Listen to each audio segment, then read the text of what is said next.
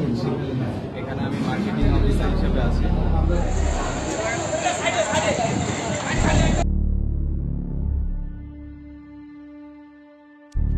আমরা আমাদের সমস্ত এসআরদেরকে আমরা মোটরসাইকেল দেওয়ার ব্যবস্থা করেছি।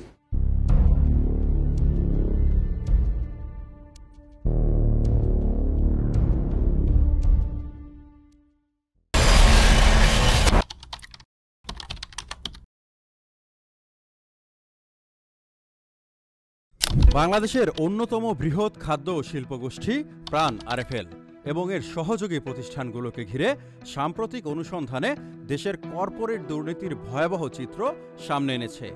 প্রতিবেদনে বলা হয়েছে, সরকারি ইজিপি বা ই টেন্ডারিং সিস্টেমের ডিজিটাল দুর্বলতাকে ব্যবহার করে দীর্ঘ 1 দশক ধরে একটি কর্পোরেট বিউরোক্র্যাটিক সিন্ডিকেট হাজার কোটি টাকার সরকারি কাজ বাগিয়ে নিয়েছে। এই কার্যক্রম শুধু আর্থিক ক্ষতি সৃষ্টি করেনি, বরং সরকারি প্রক্রিয়া এবং জনগণের আস্থা উভয়ই বিপন্ন করেছে। সবচেয়ে চাঞ্চল্যকর তথ্য হল, প্রাণ আরএফএলের সহযোগী প্রতিষ্ঠানগুলো এলটিডি বা লিমিটেড সামান্য নামের পার্থক্য দেখিয়ে একই টেন্ডারে একাধিক দরপত্র জমা দিয়েছে। অর্থাৎ কোম্পানিগুলো আলাদা নামের হলেও মালিকানা একই। 10 বছরের মধ্যে এই কৌশলে তারা 596টি টেন্ডারের ওয়ার্ক অর্ডার পেয়েছে, যার মোট মূল্য প্রায় 2384 কোটি টাকা। এই প্রক্রিয়ায় সরকারি ক্রয় ব্যবস্থায় নকল প্রতিযোগিতা সৃষ্টি করেছে এবং প্রকৃত প্রতিদ্বন্দ্বীদের সুযোগ থেকে বঞ্চিত করা হয়েছে। টেন্ডার জেতার পর প্রাণ আরএফএলের সহযোগী প্রতিষ্ঠানগুলো চুক্তি অনুযায়ী মানসম্পন্ন সরঞ্জাম সরবরাহের প্রতিশ্রুতি দিলেও বাস্তবে তারা নকল বা ভুয়া আমদানি করা পণ্য সরবরাহ করেছে।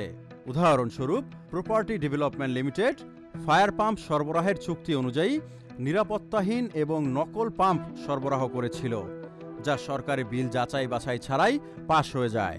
এতে শুধুমাত্র আর্থিক ক্ষতি হয়নি, সরকারি স্থাপনা এবং নাগরিকদের জীবন ঝুঁকির মধ্যে পড়েছে।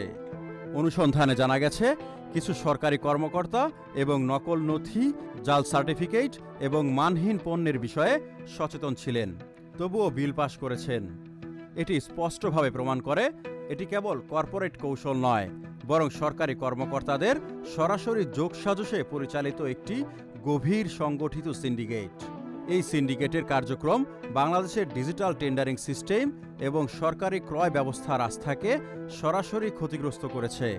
সরকারের নৈতিক এবং প্রযুক্তিগত দুর্বলতাকে কাজে লাগিয়ে প্রাণ আরএফএলের সহযোগী প্রতিষ্ঠানগুলো কোটি কোটি টাকা হাতিয়ে নিয়েছে।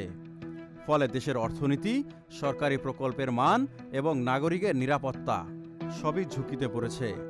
পাশাপাশি উঠে এসেছে আরও ভয়ঙ্কর কিছু অভিযোগ: টর্চার সেল পরিচালনা, কখনো হিট স্ট্রোক বা অগ্নিকাণ্ডে শ্রমিকের মৃত্যু, কখনো লিফট দুর্ঘটনায় মৃত্যু, আবার কখনো কাজের চাপে শ্রমিকের আত্মহত্যা, ন্যায্য বেতন না দেয়া, নামাজে বাধা, চাকরি ছাড়তে চাইলে শিক্ষাগত যোগ্যতার আসল সনদ আটকে রাখা এবং নিরাপত্তার অজুহাতে ব্ল্যাঙ্ক চেকে স্বাক্ষর রেখে কর্মীদের জিম্মি করে রাখা।